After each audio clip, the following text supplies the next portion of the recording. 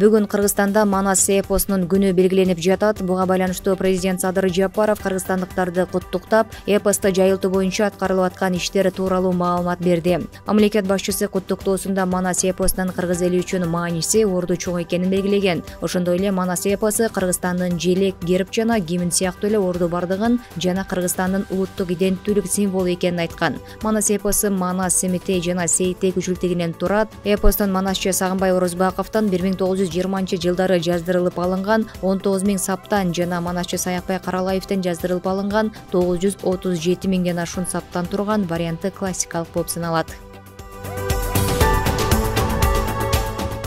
1-декабрда Кыргыз-Тажик чек-арасын делимитациялоо жана демаркациялоо боюнча өкмөттүк делегациялардын тең төрагалары Камчек Ташиев менен Саймумин Ятимов Тажикстандын Бустон шаарында жолугушту. Андан соң алардын биргелешкен кайрылуусу жарыяланды. Анда Ташиев тараптар чек-араны аныктоо боюнча бир катар принципиалдуу чечимдерди кабыл алышканын айткан. Ятимовда тараптар бир катар маанилүү маселелер боюнча бир пикирге келгенин белгилеген. Кыргызстан менен Тажикстандын чек-арасынын жалпы узундугу 972 чакырымды түзөт.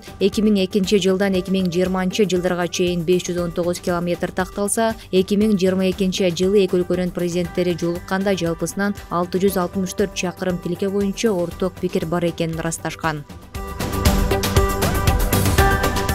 Улуттук коопсуздук боюнча мамлекеттик комитет Кыргызстанда жасалма акчаны жүгүртүүгө шектелип 2 жаран кармалганын билдирди. Маалыматка ылайык, кармалгандар Түркияда жасалган АКШ долларын Өзбекстан жана Кыргызстанда жүгүртүүгө киргизип турушкан. Бул факты боюнча кылмыш жаза кодексинин 233-беренеси боюнча кылмыш иши козголгон. Атайын кызмат Кыргызстан менен Өзбекстан аймагында контрафакттык акча каражаттарын өндүрүү жана сатуу менен алектенген адамдардын чөрөсүн аныктоо, алардын мыйзамсыз аракеттерине бөгөт коюу үчүн иштер жүргүзүлөөрүн белгиледи. Прокуратура Араван районунда эгиз кыздарын сабаган келинди энелик укуктарынан ажыратуу боюнча сотко доо арыз келтирди. Бул тууралуу башкы прокуратурадан билдиришти. Белгиленгендей, үстүбүздөгү жылдын 6-ноябрында социалдык тармактарга 2 жаштагы эгиз кыздарга карата зомбулук көрсөтүлүп жаткан видео тарап, анда энеси төшөккө заара ушаткандыгы үчүн эгиз кыздарын сабап зомбулук көрсөтүп жатканын көрүүгө болот. Окуя Араван районунда болгондугу аныкталган. Нарын облусуна караштуу Атбашы районундагы Андабеков атындагы Маданият үйүнүн имараты капиталдык оңдоп түзөөдөн өткөрүлдү.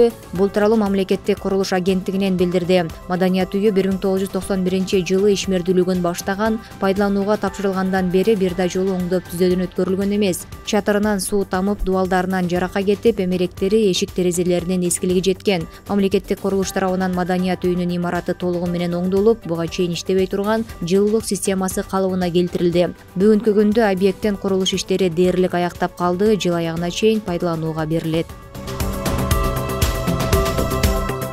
Бишкекте 7-12 декабрь күндөрү Айтматов жана театр 6-эл аралык театр фестиваль өтөт. Бул тууралуу Маданият, маалымат, спорт жана жаштар саясаты министрлиги билдирет. Иш-чара залкара жазуучу Чыңгыз Айтматовдун 95 жылдык мааракесине карата өткөрүлүүдө. Ага Кыргызстан, Өзбекстан, Казакстан, Түркмөнстан, Россия, Азербайжан өлкөлөрүнүн театрлары келишет. Алар Айтматовдун чыгармаларынын негизинде коюлган спектакльдерди коюшат. Фестивалдын расмий ачылышы 7 декабрда Токтоболот Абдымомунов атындагы Кыргыз драма театрында өтөт. Башталышы саат 15:30.